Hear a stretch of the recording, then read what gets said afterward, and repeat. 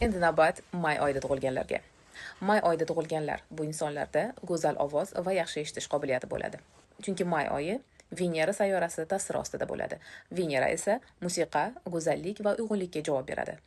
Aynan may oyida tug'ilgan insonlar orasida qo'shiqchilar, aktyorlar va so'z ustalari ko'p uchraydi. Chunki ular chiroyli ovoz bilan tug'ilishadi. May oyida tug'ilganlar ko'pincha uzoq umr ko'rishadi. Statistikaga ko'ra, may oyida tug'ilgan insonlar orasida uzoq umr ko'ruvchilar ko'p. Olimlar buni shunga bog'laydilarki, aynan may oyida tug'ilgan chaqaloqlar iqlim jihatdan qulay muhitda o'sadilar va immunitetlari mustahkamroq bo'ladi. May oyida tug'ilganlar go'zallikni yaxshiroq his qilishadi. Bu insonlar go'zallikni, tabiatni, shinamlikni yaxshi ko'radilar. Ular ko'pincha ijodiy shaxslar bo'lishadi.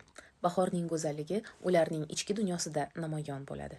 Mayliklarni odamlar juda oson eslab qolishadi. Ta'riflash qiyin, lekin ilmiy jihatdan affektiv ta'sir degan narsa bor. Ba'zi insonlar xotirada qattiq saqlanib qoladi. Mayliklar aynan shu toifaga kirishadi.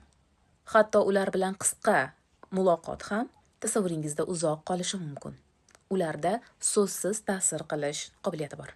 May oyida tug'ilganlar tabiiy energetik to'ldiruvchilardir. Siz maylik inson bilan bir piyola choy ichganingizdan so'ng o'zingizni yengil his qilishingiz mumkin. Ulardagi tabiiy tetiklik insonga tez yuqadi. Mayda tug'ilgan insonlarning kulgusi shifo. Chunki may oyida tug'ilgan insonlarning kulgusi yoki hazili bu shunchaki kulgu emas, bu energetik oqim hisoblanadi. Ular kulsa, atrofdagi insonlarning ham kayfiyati ko'tariladi. Shuning uchun odamlar ularga intilishadi. Hatto sezilmas darajada. Mayliklar bor joyda hayot bor.